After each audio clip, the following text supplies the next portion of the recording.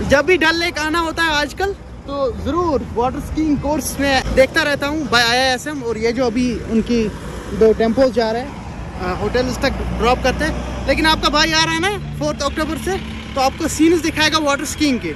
अयान को मैंने देखा, उसकी रील में शेयर कर रहा हूँ। ग्रेट गाय, छोटा है लेकिन जो जुनून जज्बा है, हैट्स ऑफ टू हिम।